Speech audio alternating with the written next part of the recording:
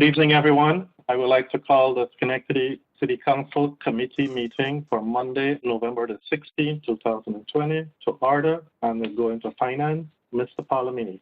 Call to order the Finance Committee. The first item on the agenda is the presentation of the DSIC or DSAD budget with Mr. Salango. I saw him under attendees. I'm here. Great, thank you. Oh, can you hear me? Yes, Okay. Can't see me though, right? Okay. no, I don't see you.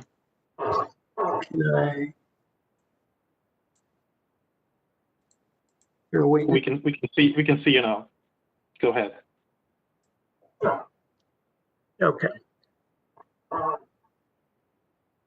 right. So again, you received the document for our 2021 budget, and as usual, the City Council approves the assessment portion of our budget.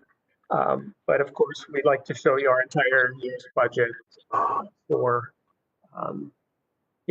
for your awareness, and you see how everything fits in together. This year, with everything that's been going on this year and with a lot of unknowns for next year, we've pretty much kept a pretty boring budget. You see page 1 between 21 and 20 is the same. We're proposing keeping our assessment flat for 2021, as well as keeping our base participation fee the same at $295. That's on page 1. And then we'll split the assessment divided evenly between our two factors for how we distribute that assessment among property owners. And that's on page 1.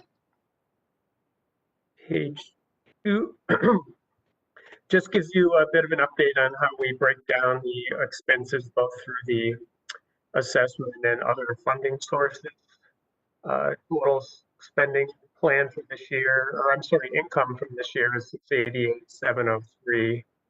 And how we allocate that, you see on the right, is the majority of that, so over 72% goes towards our outdoor cleaning and maintenance program, which is EM. Our second largest program, which is business promotion and marketing, or BPM, is 24.21. And then just about 3.6% of that goes towards our admin costs.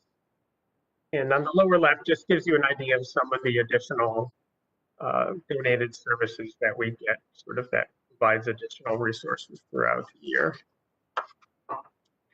And then page 3 is the total budget. Income on top, expenses on the bottom. And we show 2021, this year's budget, against 2022. You see where the changes are. And as you can see, we've really taken a conservative approach to everything for 2021 because there are a lot of unknowns, as there were this year. So we've reduced our anticipated income by about 79,000, but we've also reduced our expenses by about 78,000. And that ultimately gives us a bottom line of pretty close to where we were this year, of about minus $15,000 that we will appropriate a small amount from our general fund balance. But again, you know, should other funding sources come in and we're able to pick up on a few things that we would like to do, but we're again being conservative on, we will certainly consider that throughout the year. And then the last 2 pages, it's the same information except that it's broken down by how the expenses are allocated between the 2 main program areas of business promotion and environmental enhancement.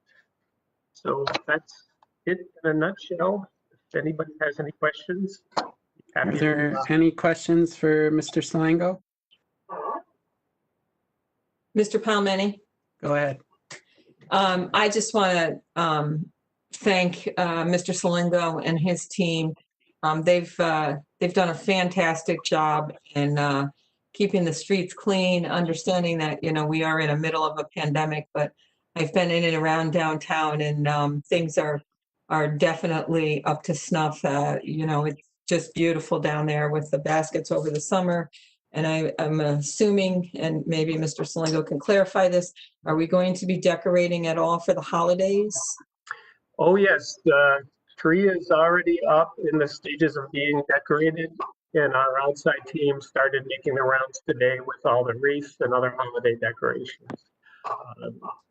And what we're actually looking at doing is, since we won't have a parade this year for the official lighting of the tree, but we're looking at doing a standalone independent event that we can stream online for the community to see the tree lighting next week.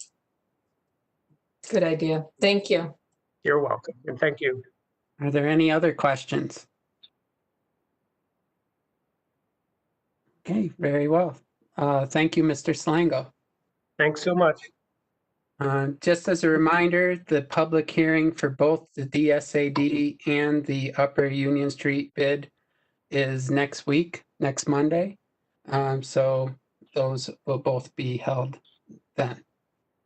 Next on the agenda is the call for a public hearing with the CARES Act, HUD's funding with Derek Gugamuk.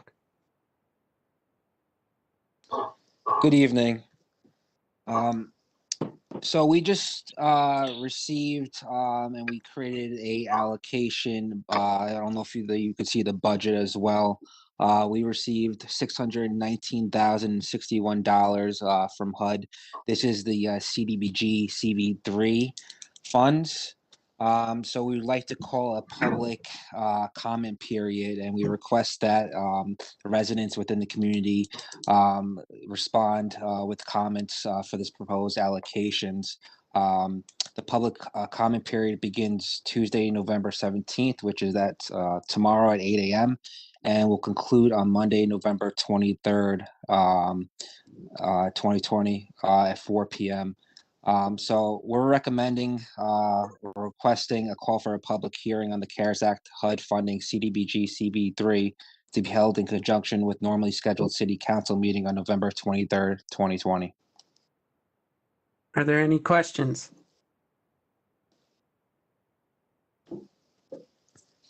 Okay, can I have a motion? I'll move it. A second? Second. All those in favor? Aye. Aye. Thank you. Next is to authorize the contract between the City of Schenectady and the Hamilton Hill Arts Center, again with Mr. Gugamuk. Thank you. The city will contract with the Hamilton Hill Arts Center to fund the facility improvements in order to meet COVID-19 safety protocols. We are planning to reallocate $70,000 of the $322,000 CDBG CV1 housing neighborhood stabilization funds to provide those improvements to the facility. Just to expedite that process, that's why we want to reallocate $70,000 of the $322,000. Historically, HHAC has served over 200 children annually located within low-income areas. We recommend the city to enter into contract with Hamilton Hill Arts Center with funding source CDBG CV1. Are there any questions? I'll move it. Is there a second? Second. All in favor? Aye. Aye. I think I have a motion to adjourn. So moved. Second. Second. All in favor? Aye. Thank you. Aye. Call to order public safety, and the first item is the financial year 2020 State Homeland Security Grant Program. Assistant Chief Mike Sieber. Yes, good evening, everyone. They sent you paperwork on this. Basically, it's a yearly grant we receive from Homeland Security. And it's regarding, obviously, our infrastructure, interoperability throughout the state, be able to communicate and so forth, protect our asset areas. The budget that we have for the city of Schenectady portion is allocated through the Albany, Rensselaer, Schenectady counties, and cities of Troy, Schenectady, and Albany. And we get together a few times a year to talk about strategies and so forth. And we use the formula based upon census numbers that we have to divide the money up. We feel that's the fairest way we can divide it. And with that said, the city's amount was $171,875 this year, and we have we are recommending that we buy the following items with that. Right now, we have our public camera system that we have a mobile unit that we deploy out in just general areas. It can be from large gatherings to high crime areas and so forth. These funds, some of these funds will be used towards buying 2 to 3 more mobile units that we could deploy throughout the city, for different reasons. Sometimes just all in public safety.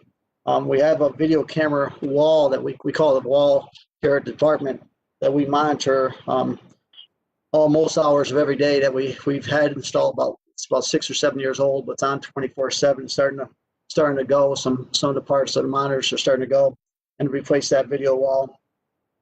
And last is to buy either one or a couple drone systems that we can deploy depending on needs. So I can answer any follow-up questions on that, but those are pretty much the 3 items that we're looking to purchase. So, Steve, in terms of timeline, what are you looking at? We have 3 years to spend the money. Once we I believe it starts this past September, October. It's already kind of started in the fiscal world, but we have up to 3 years to spend it. Usually, just by the time it gets all approved and everything else, you're 4 to 5 months into the 3 year span. So basically, we'd have until I believe it's August or September of 2023. Any questions from my colleague? Yes, Mr. Motivator, I have a question. Go ahead, please. Thank you. Chief Saver, so I see the amount. Do you have any budget really attached to that, or is just you haven't really drilled down to an actual budget? Yes, I apologize for that. I meant to include it when I put the legislative paperwork in. We have just over $71,000 for the 3 mobile units I spoke of that we could deploy. Again, we say 2 to 3 because depending on the cost, the one that we bought was, I think, originally close to $35,000, $40,000, but the cost has come down over time, and we feel we can get at least, to be honest with you, at least 3 of those. The camera wall, we have $50,000 slated for. It's those of you that have been here at the police department, it's pretty elaborate, if you would, very large, so we can put multiple cameras. Yeah, remember, we have all 300 or 400 cameras out there in the field. We can actually put them up on the walls at various blocks, if you would. And then $50,000 to begin a drone program. Okay. All right. And my further question is, I know this is going to be spent over a 3 year period, and going through all, continuing with the discussions we're talking about right now, reform and reimagining police. Would there be opportunity over these 3 years to be able to reallocate these funds if there was, if possible, to doing more like community-based things or putting money towards more, I'll call it community policing, and I'm not sure exactly what that would look like, but in terms of that, because this seems mostly technology. So would there be an opportunity to reallocate funds over the 3 years? Is the outcome of the police reform and reimagination led in that direction? No, I understand. It's not a yes/no answer. The reason you have to stay within the guidelines of the grant, and this grant is for, again, from interoperability, which we spent a lot of money in past years on for communications, and we are going with the county right now for a $17 or $18 million project that they got funded through Homeland Security. So the other thing is to protect our infrastructures within the city, and we have to identify those infrastructures and so forth without getting too detailed into it. But yet there are some guidelines in there that I'd have to look further into it. So I guess I don't have a steadfast answer for you, but we can re-examine the grant. Obviously, we are kind of on hold on a lot of projects pending the outcome of these discussions.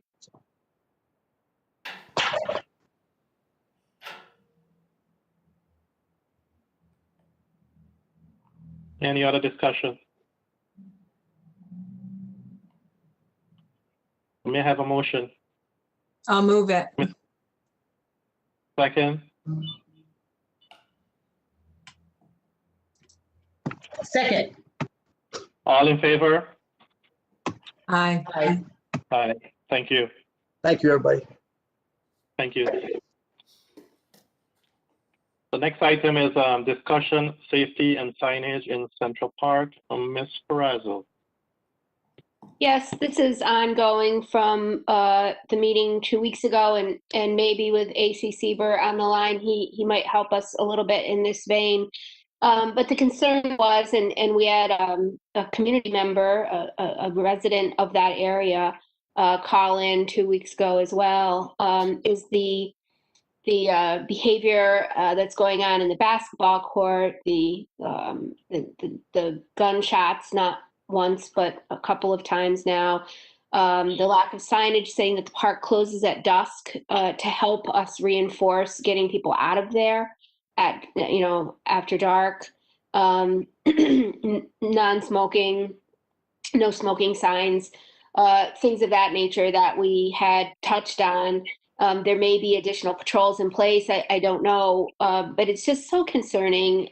We have our, families in the park, and the basketball courts are in they skirt a residential area, and I think everyone on the council, reflected a real concern with the safety of the park currently.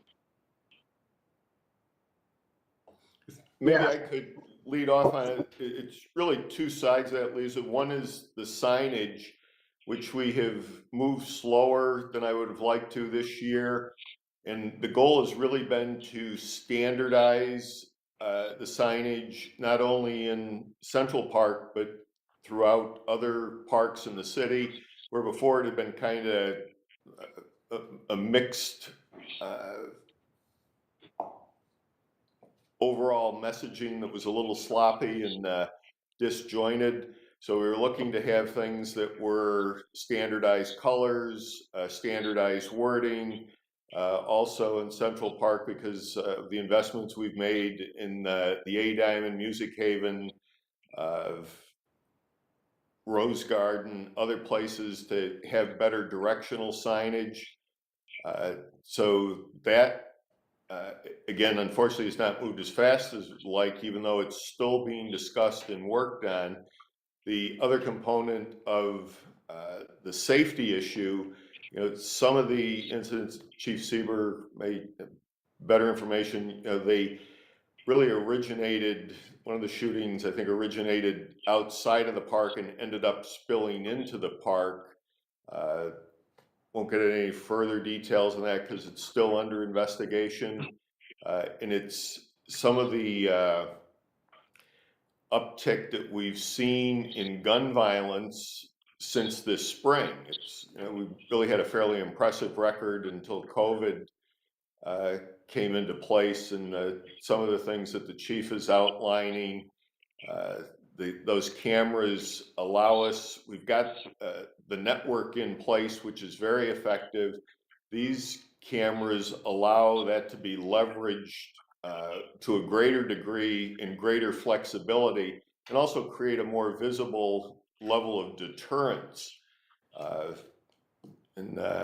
So, you know, it's things that we want to work on. If you have any ideas, comments, or suggestions, want to take it into consideration, and really looking to probably by next spring be able to put a more comprehensive signage package in place and market the activities that are going on in the park. And then hopefully the uptick that we've seen in violence will have come back down and people will be using common sense again and not some of the lunacy that we've seen out on the streets. I don't know if Chief Sieber has any additional comments or thoughts on it.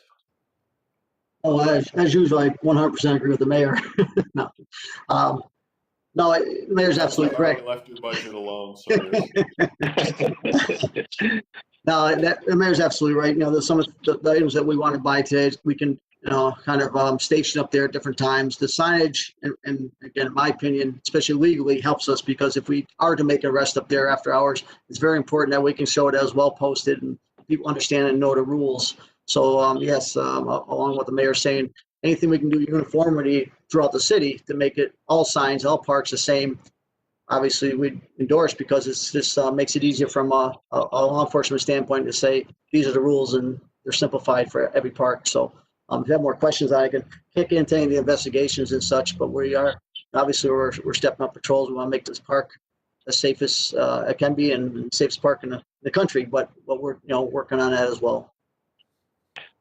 Question for Mr. Mayor, would it be possible for us to deploy the mobile camera there since the sport is continue to be used and to kind of deter any illegal activities, and at the same time increase the patrol? It can be, even though the criteria that's used for the camera tends to be based on events that are happening. So where I could say, yes, it's going to go into Central Park, I'm not necessarily going to guarantee it at any given time because there may be an assessment, a risk evaluation that would justify its deployment someplace else. Yeah, just that, and we do have the camera deployed right now. We deploy the camera quite a bit. Again, it's not just for events that happen around the city, but right now it is being utilized. But it doesn't mean, obviously I'll bring us back to the chief tomorrow and the assistant chiefs, and we'll discuss it and try to deploy it as in the areas that are the hot areas, if it would. Yeah, we would appreciate it because that's what one of the residents was asking also in terms of like weekends Fridays and into weekends are the most time that the peak time. And they're asking if some patrol can increase around that time. And at the same time, the camera is available. It will be a great idea to deploy it there. So noted. Thank you. Any other questions from my colleague? Ms. Parazzo, please. Yes. I suppose it's fortunate that we're going into winter because we seem to have less activity, obviously, because people aren't outside as much. But is there any way, I mean, you know, AC Seaver said it himself, that it's much easier to make arrests when there's something that they can point to and say, look, it says right there, you can't be here after dark. But I mean, is there some temporary signage we could get up until we get this package together? We do have a sign, you know, making capability. Can we at least get something temporary?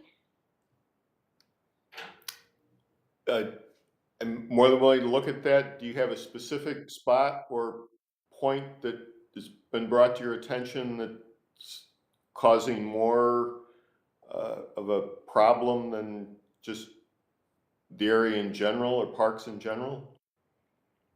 Well, no, I'm specifically talking about the activities that have gone on in Central Park, and there's just not good signage. So if we could make that at least a priority, where there have been, you know, specific and really serious trouble to get signage up there so that we can get people out of the park after dark or whatever as needed. I mean, you know, that would be up to the police to tell you where it would be most helpful for them. But it seems like, you know, we've had some really serious activity going on in the park, and it's of concern to, you know, the residents of the city, and not just me. I mean, it's scary, to be honest with you. You think about families in the park and kids in the park. It's And just, I agree with that. And some of the activities and some of the individuals that are involved in that, I do not believe that signage is going to create the level of deterrence that we want.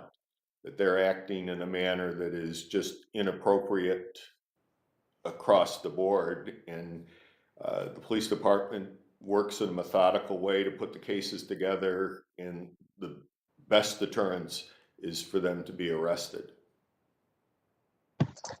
Mr. Mudavaren?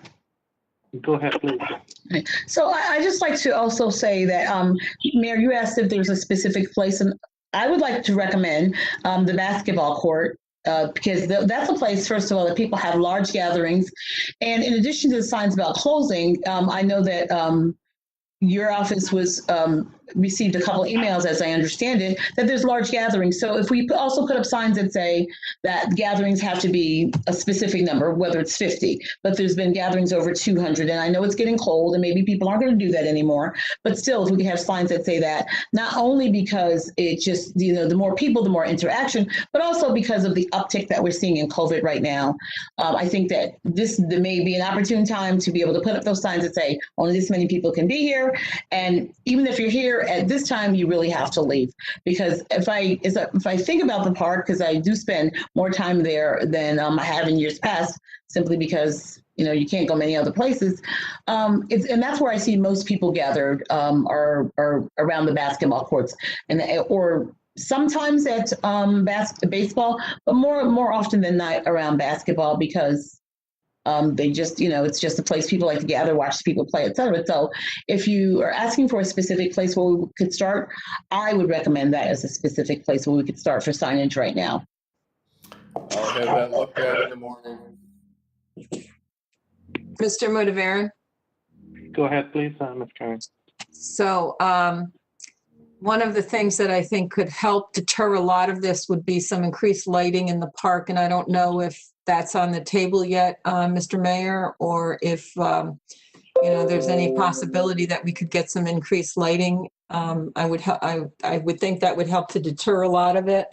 You know, the crowded area where they're hiding in the shadows and whatnot. And with it getting dark so much earlier, it would be extremely beneficial if we could get some additional lighting in the park. Yes, we can look at that, and I apologize, I don't know where National Grid is as part of the REV demonstration in replacing the lights with LED fixtures so that we have the ability to dim or brighten them. And they generally create a greater level of brightness in an area than what the older fixtures were, so that it's one of the things that we had been looking at, but more than willing to look at it in conjunction with the signage and policing. Thank you. That would be great.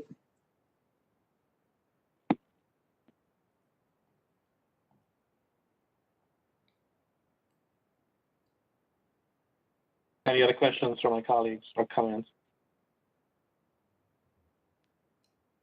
Ms. Perazzo, you are comfortable with, or do you want to put this back on the agenda for a follow-up?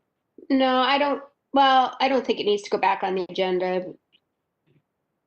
at this juncture, unless someone else does. And Lisa, I think there was some draft signage done before. I don't know if you've been made aware of that or not, some of the wayfinding. So I'll see if we can get you that tomorrow or the next day so you look at it.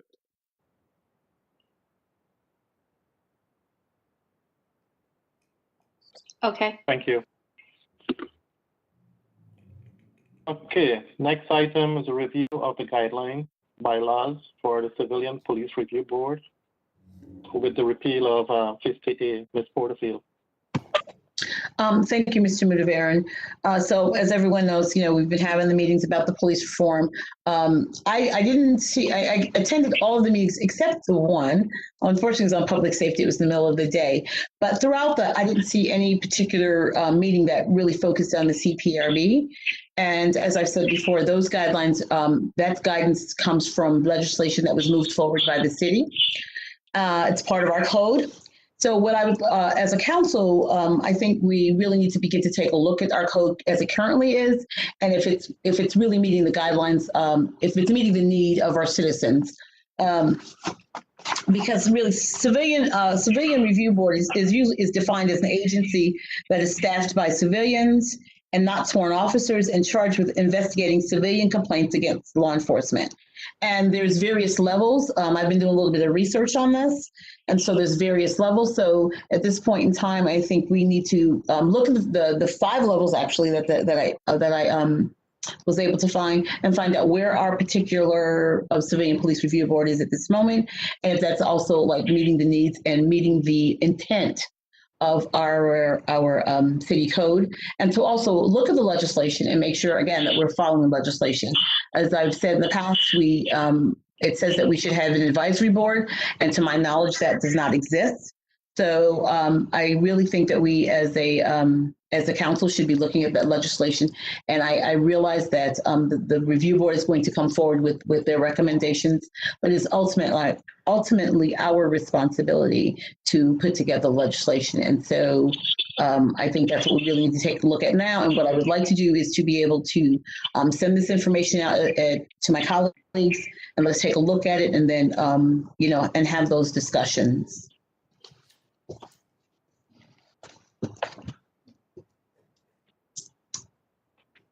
That's what I have right now, Mr. Mudavaren. Okay, so would you like us to have it back on the agenda, or are you going to move forward with providing us material? I would do that, but I just wondered, I know that some council members said that they've had, an opportunity to take a look, so I'd be interested to hear if there's any feedback from any of my colleagues.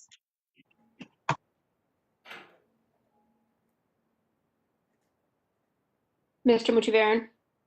Go ahead, please. I have not taken a deep dive into the information yet, but I agree with Ms. Porterfield that it is something we should be paying attention to and discussing, and not only maybe changing the code, but then checking in that it's being handled the way it should be handled. If it's part of the city code, just like anything else, right?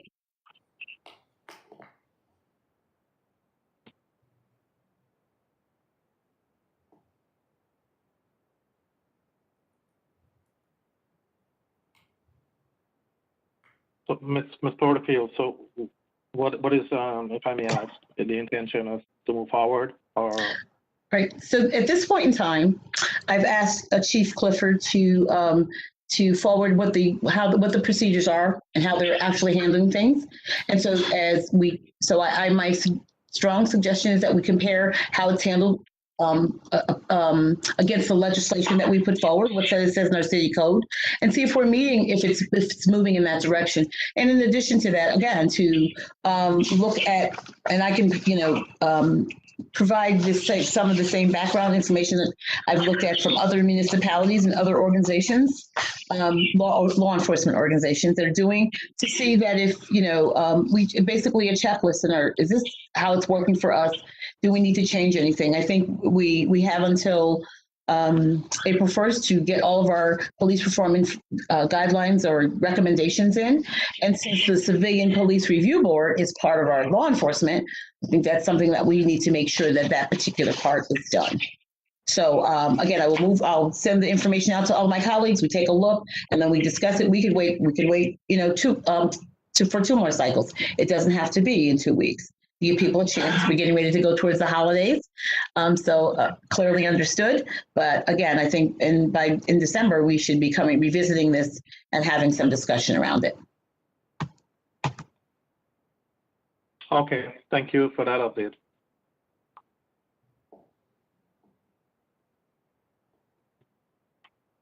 The next item is update police reform task force. This is an item that we've been putting on the agenda for several weeks, just to get an update on the police reform task force. Mayor McCarthy or your staff, would you mind give us an update on what is going on at this point in time and the path forward on all the meetings that was held? I think everybody is aware of the meetings we've had, the outreach, the meetings. The information now is coming together, and we're still open if people want to send in comments or statements. And that is all being forwarded to the Finn Institute, who signed on to our research partner, So they're going to now try and reduce that down into actionable items or do some weighting of the significance of the comments and suggestions that would then come back as part of the what'll be our final package that we're going to, my working with the chief and the team we have in place, putting it together and then submitting it to the council and the police community review board, and that role within the overall structure of the police department or law enforcement within the city would be part of that. So some of the things that Councilmember Porterfield is raising, again, you always want to look at it. I would encourage the council maybe to give it a little bit of time so that it complements the other activities that are happening simultaneously. But clearly by the end of the year, getting into the 1st of January, that'll all be packaged and ready to go forward.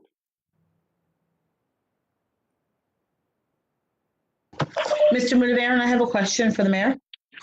Go ahead, please. Mayor, I noticed that a couple of our our municipalities, Albany and Troy, actually had an audit done of, I'm going to believe it's their police manual. And I know that as I understand it, that's not something that we've done. Is that going to be a part of what we'll be doing ultimately as we put together our police reform package?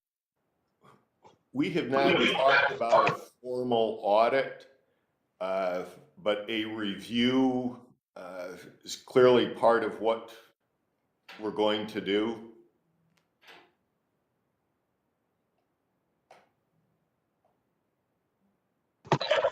So you mean the review by the review by whom? Let me ask that question. Let me not. Well, we have the Finn Institute, we have community leaders, people are looking at it. If you have something that you want specifically reviewed, you have to bring it forward, and that we would do that. And we have done a lot of the things simultaneously. I don't know if the chief released it today or if it's going out tomorrow. One of the big components in all police departments are the use of force. Schenectady actually started almost 2 years ago putting together a use of force report. all our records had been maintained in old paper copies, so they had to be collated, digitized, and there were some things that were blank or because they were handwritten weren't easily interpreted. They had to go back, reviewed, corrected, and that is now in a format that again will be released. The chief was talking about doing it today. I'm not sure that it went out, so it'll probably go out tomorrow, which would be available to the council. And it's that type of thing that would be part of an audit. I wouldn't pay an outside firm now to come in and do that where we've already done it in a manner. I think the council will find it very impressive and useful as part of the discussion. So that we have a lot of these records internally that are what I believe in better shape than some of our sister cities, which allow us to do that analytic review that some people would classify as an audit.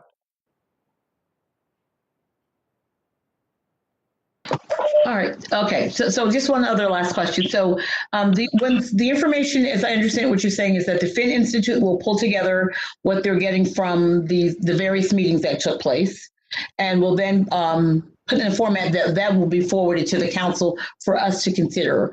Will we be seeing everything, or will we just be seeing it that's like a summary type, like what came up most often, or will we be seeing everything? How will that, or I don't know if that's been determined what exact format it would be in, but you're going to be given whatever you would like. If you want all the raw or empirical data, you most certainly can have that. Thank you.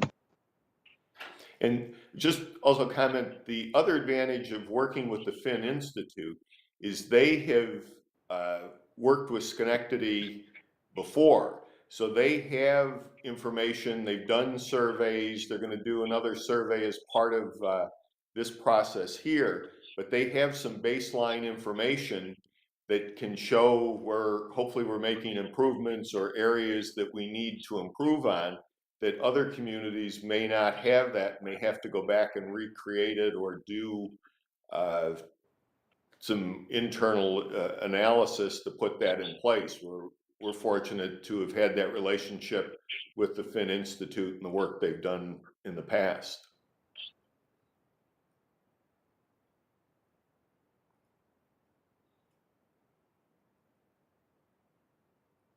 Any other comments from my colleague?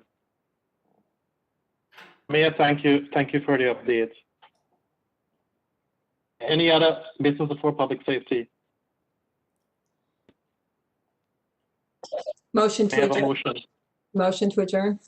Second. All in favor? Aye. Thank you. I'd like to call to order government operations. We have 3 items on the agenda. The first item for this is up for discussion is backyard chickens. Ms. Patrick and Mr. Mudavaran. Yes, thank you. Thank you. Just an update on this item. We had it several weeks on the agenda. We have over the last week or so been getting a lot of emails in support, some phone calls and emails against it. I had a conversation with the president of the Schenectady United Neighborhood Association, Mr. Tom Carey, and I asked him to if he can discuss it at their meeting tomorrow, and to come back with me with discussion of what the neighborhood, the entire group, think about backyard chicken.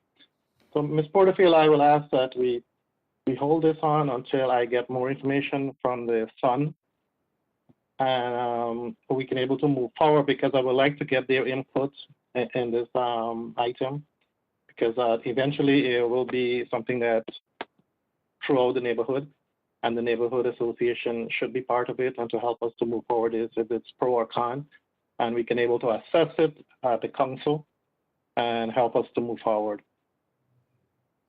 I don't know if Ms. Patrick has anything else. Yes, Ms. Patrick. Did you have anything to add? I don't have anything to add. I think that waiting for to hear from the neighborhood associations, because I agree with Mr. Mouveren. We've heard from both sides, and I think it's important to see what the neighborhood associations have to say. We've heard from some of our neighborhood associations, but not as a cohesive the Sun group. So I agree with what he said. Yeah, and they have a meeting scheduled for tomorrow, and this is on the agenda for discussion. So we'll wait and get some feedback from them and how we've been able to better address this. All right, so we'll be holding this for 2 weeks to hear from them. And also, let me just encourage any other residents who are listening or interested in this to please send their comments forward, whether it be in support of or whether it be against. We've, as has been said, we have heard both. And whatever decision we make, we want to make sure that the decision that serves our entire community the best way possible. So thank you for those of you who have sent your comments in and reached out to us. We ask people to continue to do that because we have to move forward in this legislation at some point. So we don't want to really keep kicking the can down the road, but we do want to make sure that we get as much input as possible on this particular piece of legislation, simply because it can impact every person who lives in this city. So thank you for that, and we will hold it for 2 weeks. Ms. Porterfield? Yes, Ms. Perazo. Can I suggest that we also ask Sun to discuss 2 other options? One would be the co-op option that we discussed, because I thought that was a really viable option if we had some areas, just like community gardens, where people could keep chickens or, rent space or whatever the case may be. So ask them to please discuss that, because I think that's an important discussion to have.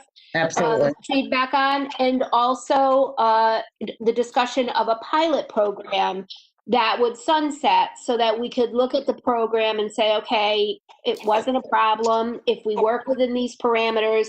We had 10 families throughout different neighborhoods that did this, and they stayed within the parameters, and it was doable and all that. So not just should we have backyard chickens or shouldn't we have backyard chickens, but also some different ways to approach it to see whether it would be successful or not successful.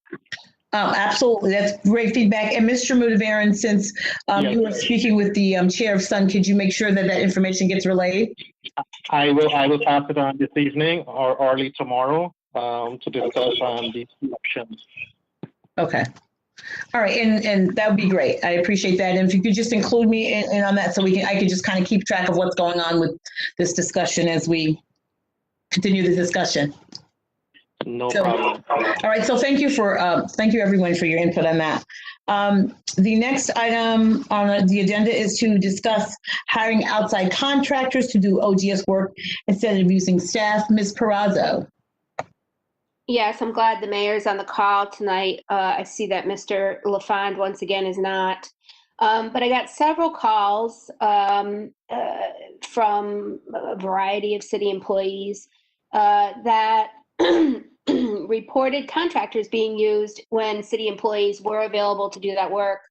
And that is of concern to me. One is that we are farming out small engine repair when we have someone qualified to do that job.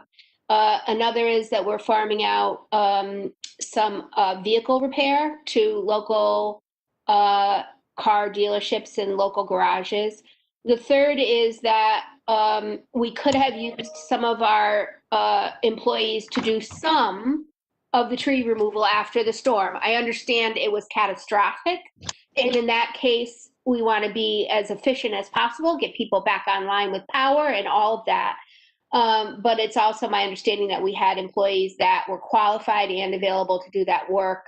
But the lion's share of it was farmed out to a contractor. And lastly, I have some concerns, and the reason why I want to discuss this in public is it's budget related. And I don't, I was told I should call the mayor's office or whatever, but I think this is important for the public to know, because this is all budget related. And lastly, the concern of the grievances. We have grievances and arbitration, and it drags on forever and ever. And then the union ends up winning. And what my understanding is, and these are all based on management requests for people to work outside their job for, a variety of things, that when the city loses, we're not only responsible for our legal costs, but we have to pay the union side of legal costs too. So I just, this is an ongoing issue where we hear story after story after story after story about the management in some of the choices in OGS. And I just want to know what the heck is going on and why we can't get this running smoothly. So where would you like me to start? With small engine repair? Sure, wherever you'd like to start. I allocate the work based on the most efficient utilization of public dollars. Some of the employees are creative in their interpretation of their contract or their job description, and they end up being what I would classify as underperformers. I can get the work done cheaper, better, and faster by farming it out. I'm one that promotes work within public employees. We've had several things there where you're choosing a format that is I think somewhat one-sided in terms of articulating what's being relayed to you when you haven't chosen to talk to me or talk to Paul LaFond on the background issues that are out there. And again, those points that we have put forth to the unions, job descriptions that have been changed, and they take positions that are, again, I don't believe in their best interest over the long time, nor that of the city.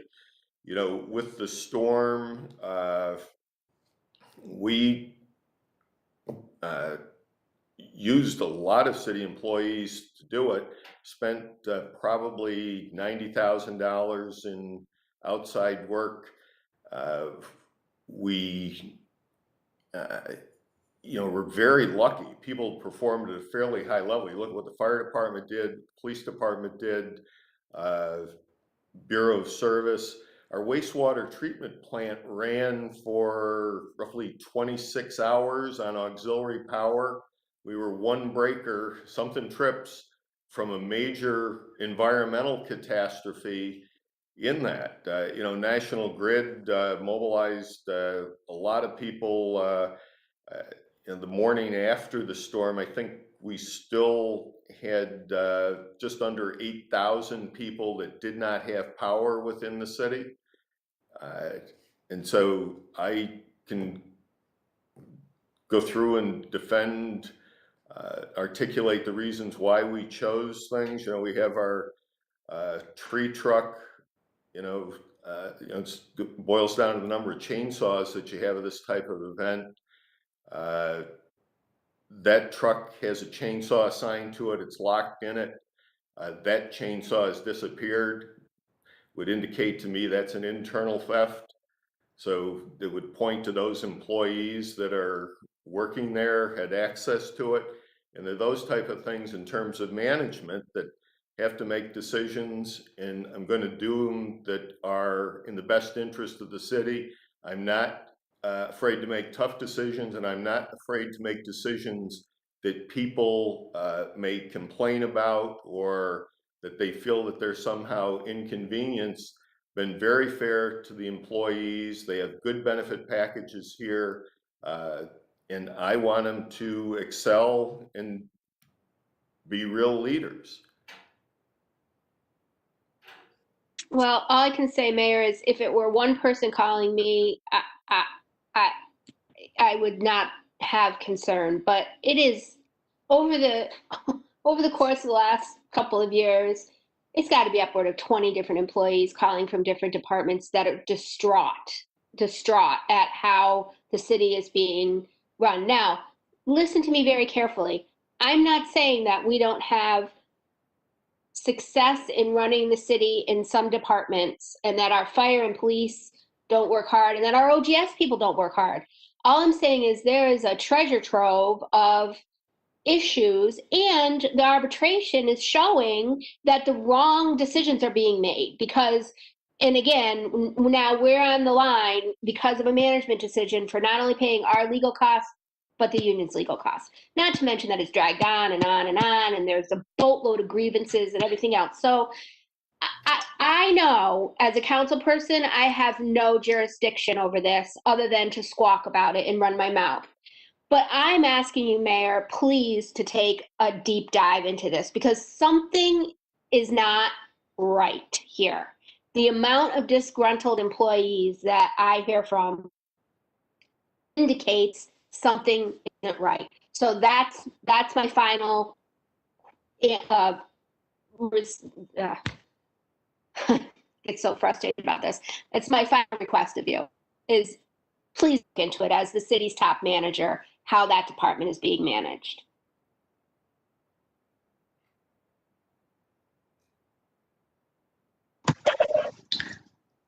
Okay, are there any comments from, thank you, Ms. Perazo, thank you, Mayor. Any, so Mayor, did you have anything further you want to add to that? Not at this point, Madam Chair. Okay. Ms. Porterfield? Ms. Zulski-Walzonis, is that you? Yes, thank you. Okay. I just want to know how many people have gone and complained to HR or followed the appropriate procedures in reference to Ms. Perazo's, concerns. Do we have any idea of how many people have gone through the process through HR? I can tell you we have a significant amount of grievances that have been filed, but the city lets them drag on and on and on and on and on. And then we finally eventually go to arbitration. That is a completely incorrect characterization of it. You referenced one arbitration that we lost recently. Everything is followed up in a timely manner. So, Ms. Zulski-Walzonis, I guess to answer your question, we have to go to HR and just how far back are you asking about this? Are we talking about 6 months? Are we talking about a year? How far back did you want to get that information? I'd like to go over the last year. I beg your pardon? Over the last year, if that's possible. Okay, so Mayor, is that possible for us to get the information over the past year, the number of grievances filed and the outcomes, obviously without the names, et cetera?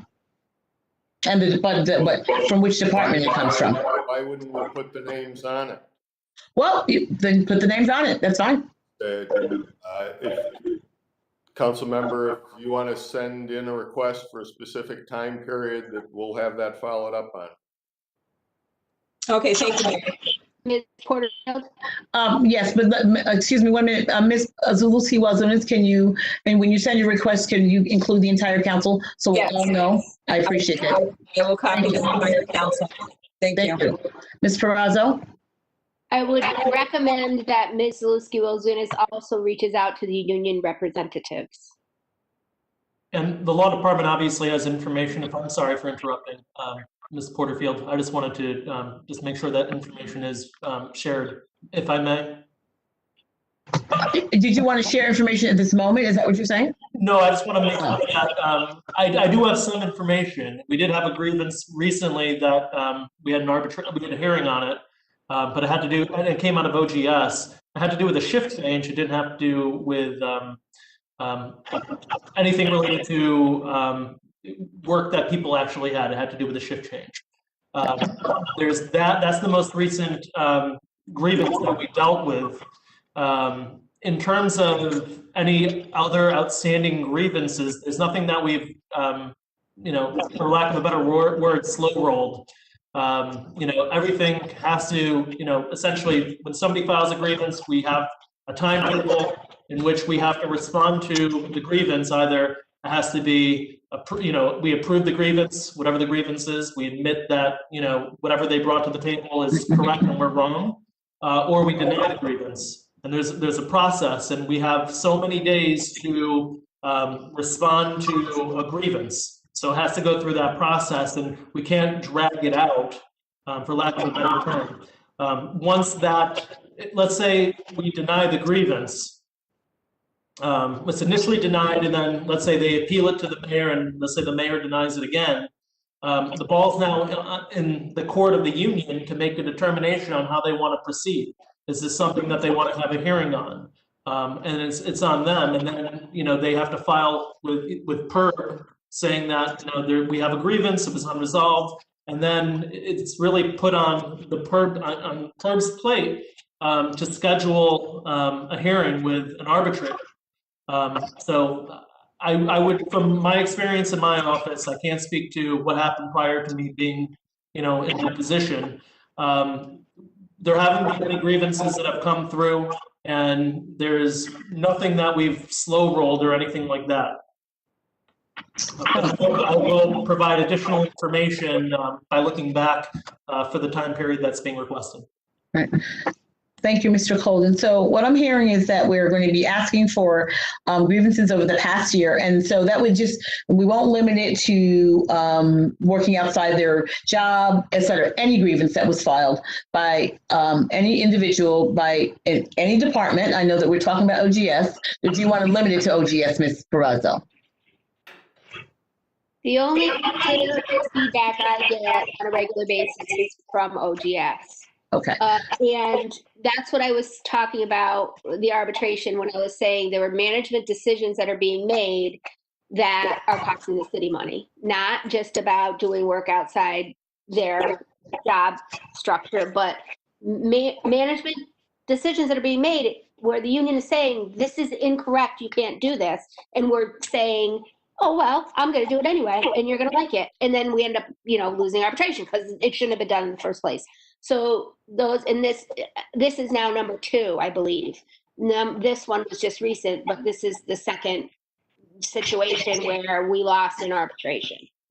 Okay, so then our request would be to find out the grievances that were filed from OGS, when they were filed, when they were responded to, and what the grievance was for, and to ask for this information over the past year. Mrs. Lulski-Wazunas, does that cover what you're trying to, the information that you are asking in terms of the grievances? Yeah, what's happened since the first of last year, and I'll include Mr. Colden on this so that if he can respond also as need be. All right. Ms. Peraza, was there anything else that you wanted to bring forward on this topic? Nope, not at this time. Ms. Porterfield? Mr. Palomani? Yeah, I also think there needs to be outcomes if it has gotten to that point, because quite frankly, anybody could file a grievance. It doesn't necessarily mean it's valid. So the concern should be valid grievances, and so we would need the outcomes. Well, okay, I understand, but I'm not sure we can use the term valid because somebody files a grievance, in their opinion, it's valid. So, so what you're saying is you want what the outcome would be, whether we agreed with it or denied it. You would like that to be a part of it? Yeah, what the result was if it got to that point yet. Okay, so the results as well. Yep, I have that solution. Okay. Okay. All right. If there's nothing else on this topic, we'll move on to the final agenda item under government operations, appointments to the Downtown Schenectady Improvement Corporation, DSIC board. Mr. Mayor. I've submitted a list of names to you. We've years ago shifted that. The DSIC does an internal recruitment and solicitation process. I've basically taken those names and forwarded to you for your consideration and hopefully affirmative action. All right. So for my colleagues, do you all have the list? Have you had the opportunity to review that? I have. I support the slate of officers that have gone forward and board members. Is that Mrs. Lulski-Wazunas? Yes. Okay. Does anyone else have anything? So if you need, I can read them for you. If not, hopefully you've all had a chance to. We only have, let's see, we do have for terms ending in May 21, we do have a new appointment, Kim Rainey. I'm only going to give you the new appointments for the terms ending in May 31st, 22. The new appointment would be Anis Wahid, who's a property owner, and the others are, in terms ending in 2023, Michael Burns would be a new appointment to fill a vacancy. Just to be clear, those are all to fill vacancies, not replacing anyone. So if there's no other questions, I entertain a motion to accept the mayor's appointment. Any second? Who was that move? Was that Ms. Peraza? It's I will definitely second it. Sorry about that. I was thinking these are fine recommendations. I support all of them, and I'll second Ms. Peraza. Okay. All those in favor? Aye. Aye. Okay. Thank you very much. Is there anything else to come before government operations? If not, I'll entertain a motion to adjourn. So moved. Second? Second. Okay. All in favor? Aye. We're adjourned. Thank you.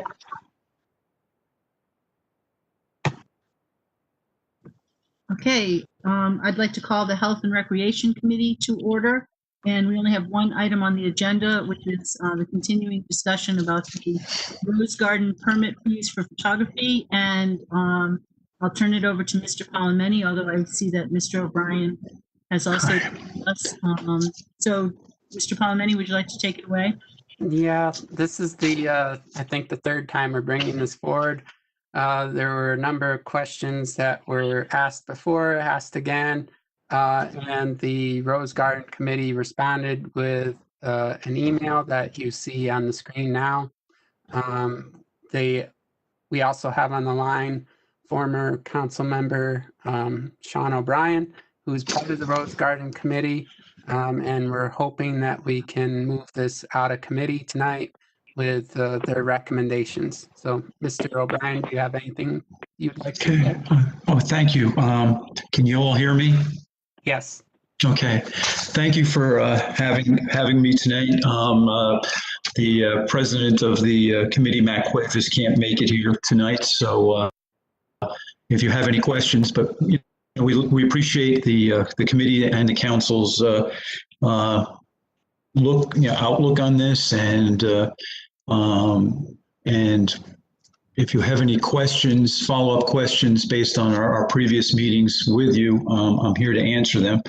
But I think the email that you have before you on the screen from Matt Cuevas, I believe answers those questions that were brought up in previous committee meetings regarding this. And just as an overview, I mean, this is we're looking for a fee in $75 to $100, really closer to the $75 fee. The idea is to make it reasonable and approachable.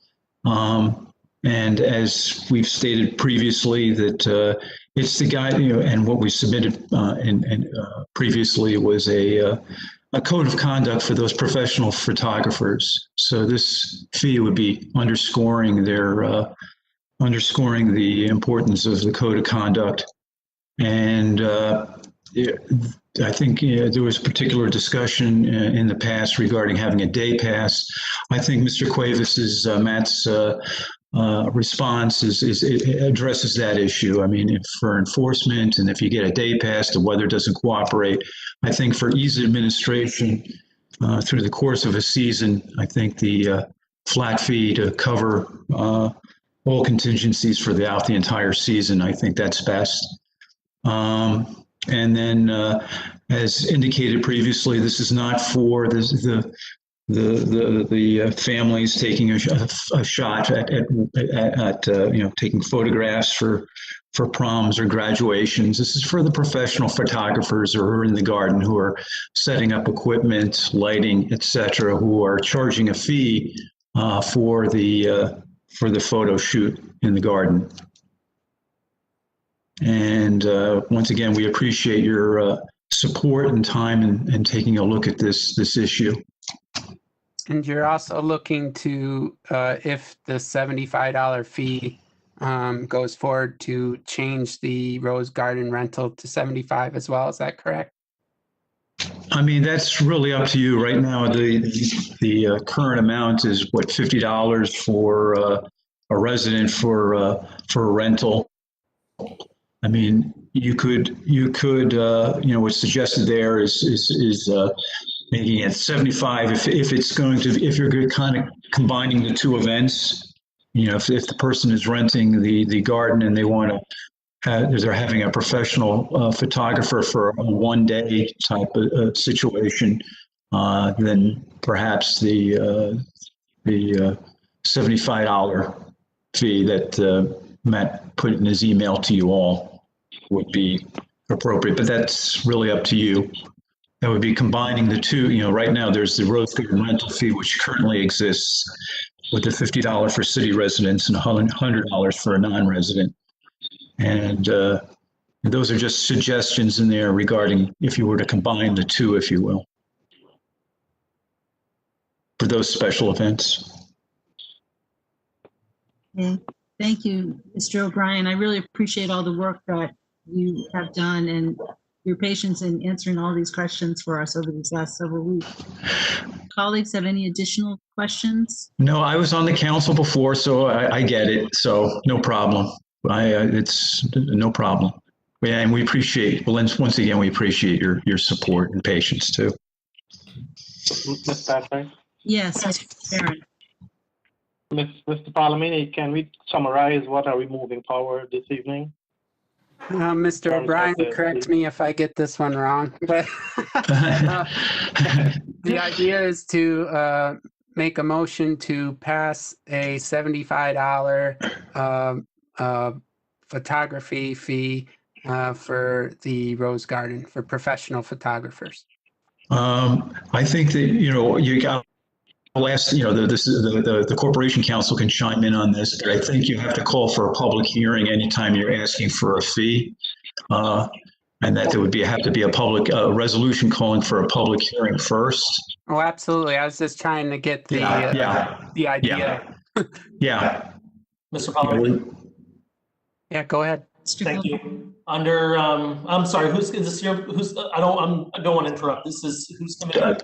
Don't worry about it. Go ahead, Mr. I apologize. Section 186-18 A of the city code talks about permit fees for the use of the Rose Garden. What it says is permit fees for the use of the Rose Garden for both residents and non-residents shall be set by resolution of the city council, with fee proceeds to be placed into a dedicated fund under the Rose Garden Improvement Code of the city budget.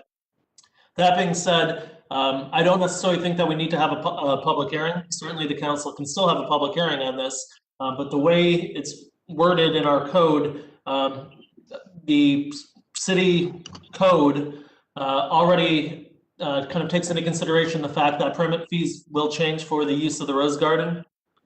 So we don't necessarily have, city council doesn't necessarily have to have a public hearing for it. Obviously, to get the feedback of people in the public, city council can certainly hold a public hearing for this purpose. I mean, and this is Sean O'Brien again. If what Mr. Palomini said is setting that $75 fee for the professional photographers. If that, that's what we're looking for here. Plus that code of conduct that we supplied to you earlier in the process.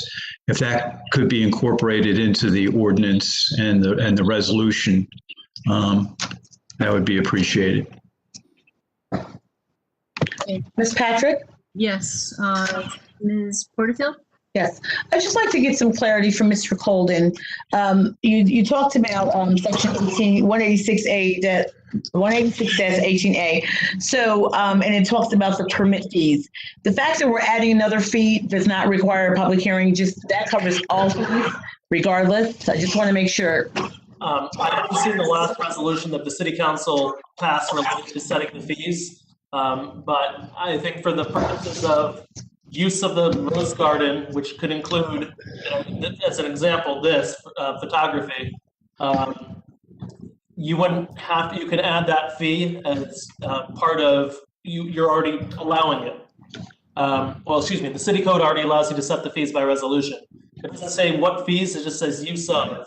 I think using a broadly way of looking at the word use, that would include photography. So I would argue that you don't need to have a public hearing on it. I mean, you can certainly still have a public hearing, get input from the community, but there's nothing in the code that requires you to do it. It's already intended in the code that you can do it by resolution. Ms. Patrick, I have another question.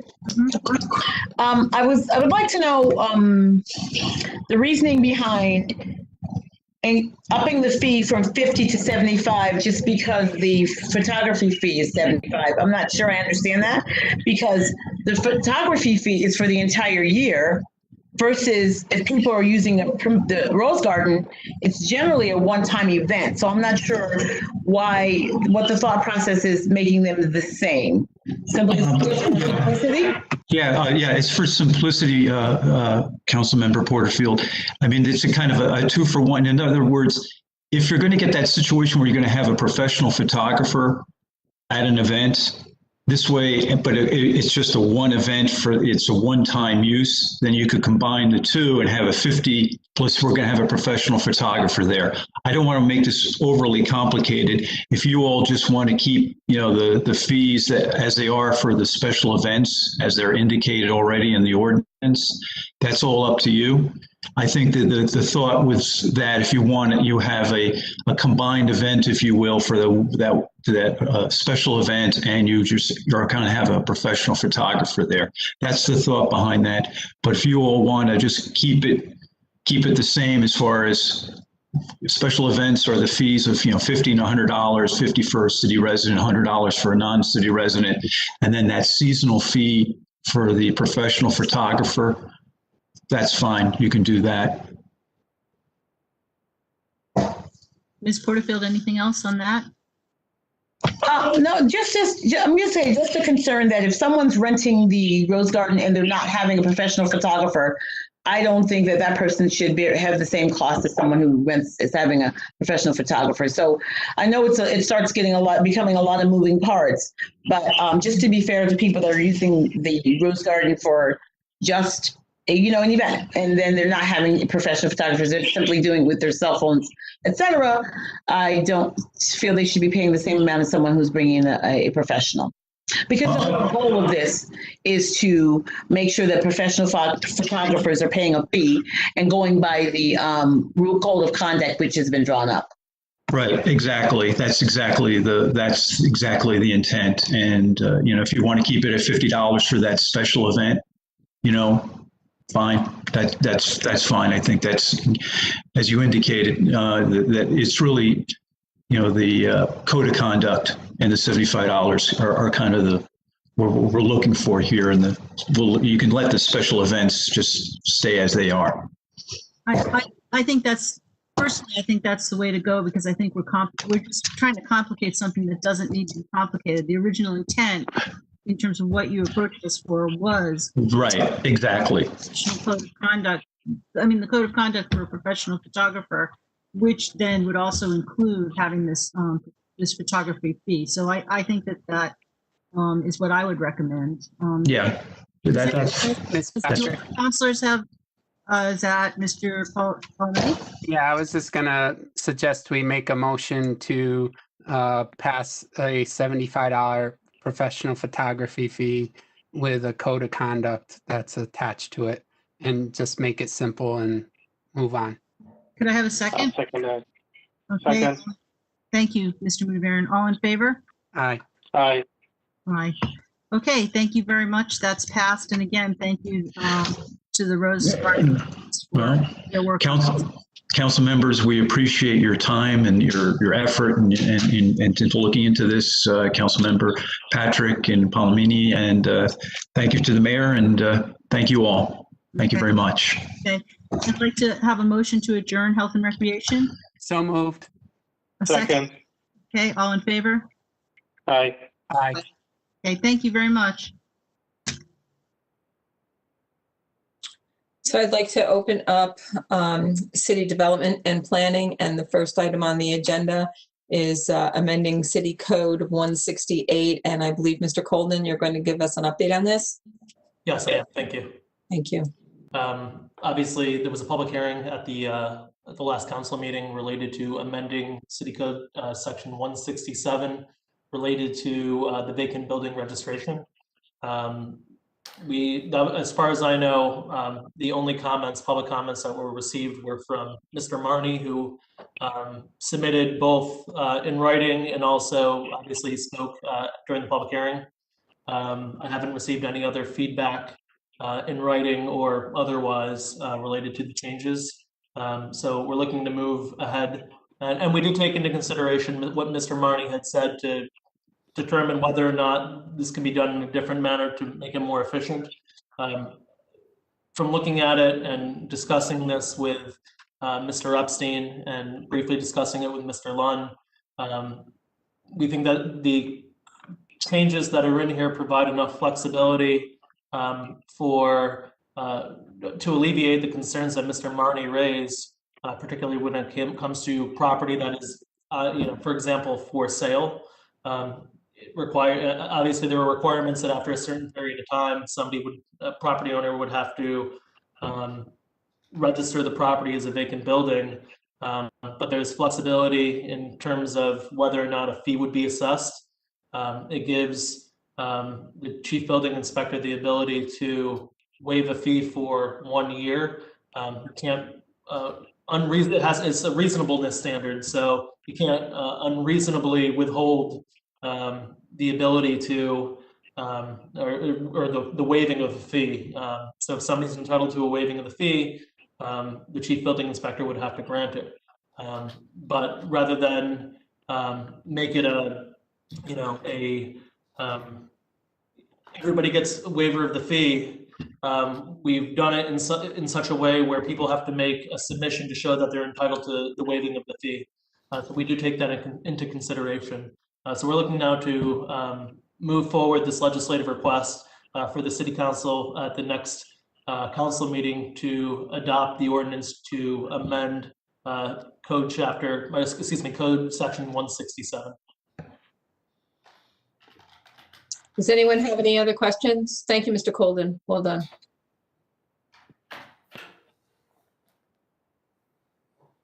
I'll move it. Second. All in favor? Aye. Aye. All right, thank you very much. I believe the next item on the agenda is, we'll get to it. I think it's a permit sign. Issuance of a revocable permit. And Mr. Wallen, are you on?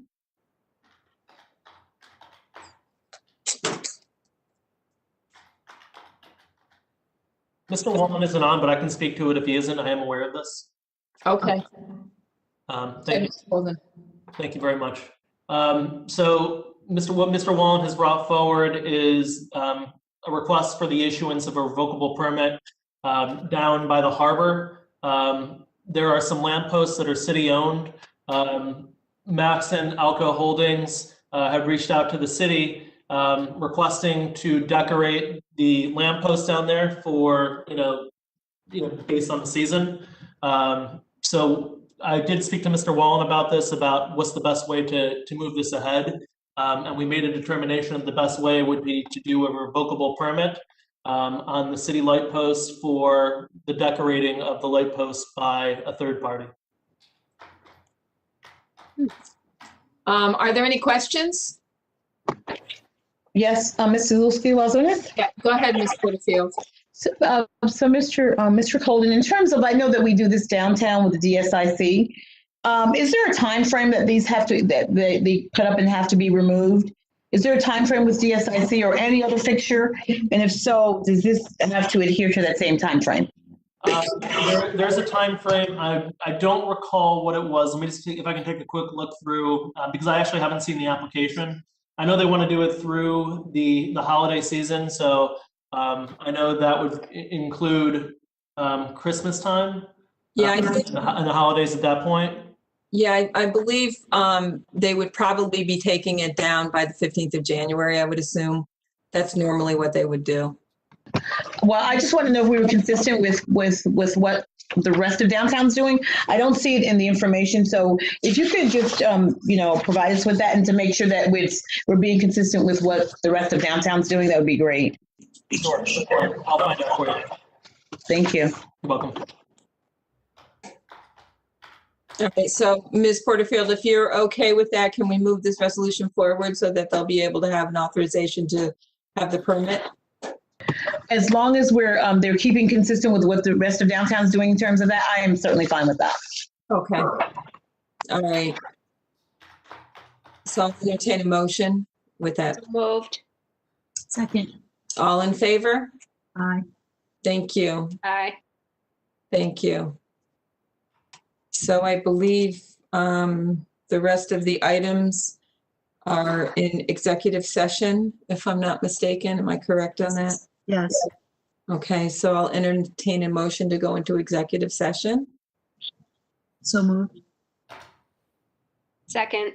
All in favor? Aye. Aye. I will see you in a minute.